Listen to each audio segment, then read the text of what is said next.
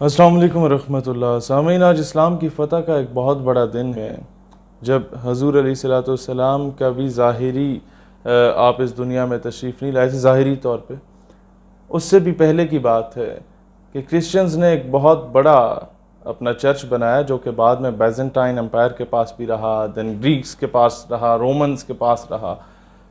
और ये जिस तरह वेटिकन सिटी में पोप एक मरकज़ी हैसियत रखता है, जहाँ पर ईसाइयों के सारे पॉलिटिकल फ़ैसले होते हैं, उनके सियासी फ़ैसले होते हैं, उनके मजहबी फ़ैसले होते हैं, दुनिया के किस तरीके से मुसलमान ममालिक को ज़दोकोब करना है, इस तरह के फ़ैसले किए जाते हैं। किस तरीके से मिडल ईस्ट में घुस के मुसलमानों के ऑयल रिजर्व्स को काबू करके मुसलमानों को आपस में लड़वा के डिवाइड एंड रूल की पॉलिसी पे बारी बारी उनके लैंड्स को ऑक्यूपाई करना है, किस तरीके से फ़लस्तीन से मुसलमानों को गज़ा स्ट्रिप से निकाल के बाहर फेंकना है। इस तरह के फ़ैसले जो अब वेटिकन सिटी में पोप करता है, ये फ़ैसले यहाँ पर हुआ करते थे आगिया सूफिया में, और ये इस्तांबुल में वाक़े है में ये बना, और ये कई सौ साल तक चलता रहा। ये बात मैं आपको बता रहा हूँ, आज से 1500 साल पुरानी बात है। 1453 में जाके सुल्तान मोहम्मद फ़ातेह रहमतुल्लाह अलैह, जो कि एक तुर्क जंगजू थे और तुर्क एक लीडर थे, उन्होंने इस्तांबुल को जब फतह किया तो आगिया सूफिया को एक मस्जिद बनाया, और वहाँ पर 7 मरतबा अजानें दी गईं। उसके बाद उसको पाक किया गया उस मस्जिद को, और वहाँ पर 5 वक्त की नमाज होती थी और अजान गूंजा करती थी। देन सल्तनत उस्मानिया पे ज़वाल आया। सल्तनत उस्मानिया को डिवाइड एंड रूल की पॉलिसी पे तकसीम किया गया। कुछ हमारे सो कॉल्ड अंग्रेज़ों के कुत्ते नहलाने वाले हर इस्लामी रियासत में मौजूद होते हैं। कुर्दोगलो या सादुद्दीन तौबेक टाइप के जो मटेरियल है, ये हर जगह पे आपको मिलेगा। मीर जाफ़र और मीर सादिक टाइप का मटेरियल जो है, ये आपको हर जगह पे मिलेगा, जिन्होंने हमेशा से औरत और शराब के पीछे मुसलमानों को बेचा। तो इसी तरीके से सल्तनत उस्मानिया पे ज़वाल आया। अंग्रेज़ों ने सर धड़ की बाजी लगाई मुसलमानों को शिकस्त देने में और मुसलमानों के ज़दोकोब करने में, उन्हें शहीद करने में, माओ बहनों बेटियों की इज़्ज़त को पामाल करने में। और उस सल्तनत के ज़वाल के बाद जब मुस्तफ़ा कमाल अतातुर्क को लॉन्च किया गया, वहाँ पे 1935 में मुस्तफ़ा कमाल अतातुर्क ने इस मस्जिद को वापस हटवा के मस्जिद से एक म्यूज़ियम बना दिया पुरानी तारीख़ का। और ये म्यूज़ियम बैनुल अक़वामी सतह के लोग आके इधर बैठा करते थे, इसे ईसाइयों की तारीख़ के तौर पे याद रखा जाता था। पिछले कई सालों से जब से तैयब अर्दगान हुकूमत में आया, तो उसने इस पे केस किया और कहा कि इसे वापस मस्जिद बनाया जाए सुल्तान मोहम्मद फ़ातेह की तर्ज पे।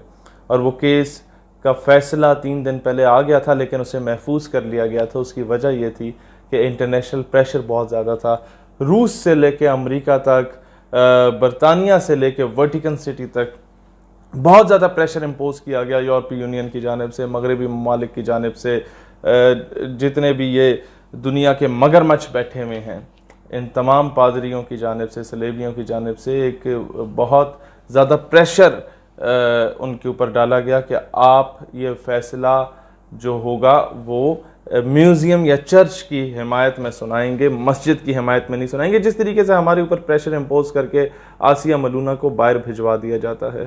तरजीहात की बात होती है। यहाँ पर मंदिर बन रहा है और वहाँ पर क्या हो रहा है, ये अपनी अपनी तरजीह, अपनी अपनी डायमेंशंस, आप किसकी पैरवी करना चाहते हैं, आप किसके टुकड़ों पे पल रहे हैं, आप किसके बूट पॉलिश कर रहे हैं, आप किसके घोड़े कुत्ते नहला रहे हैं, ये इस पे डिपेंड करता है।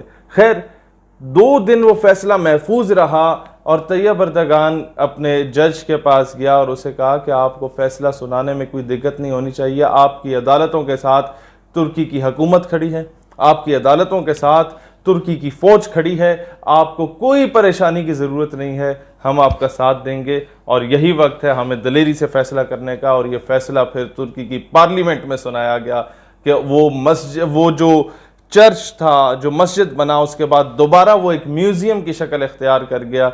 उसको दोबारा 1935 के बाद आज 2020 में दोबारा मस्जिद का दर्जा दे दिया गया, और उसमें दोबारा सुल्तान मोहम्मद फ़ातेह की तरह 7 मरतबा अजानें दी गईं और कहा गया कि अगले जुम्मे को पूरी तुर्की से लोग जुम्मा पढ़ने यहाँ आए, उन्हें दावत दी गई और सिर्फ तुर्की से नहीं, और कहा गया कि दुनिया के किसी भी कोने से मुसलमान अगर इधर आना चाहते हैं, किसी भी कोने से मुसलमान अगर इधर आकर नमाज अदा करना चाहते हैं आया सूफिया में, तो हम उन्हें दावत देते हैं।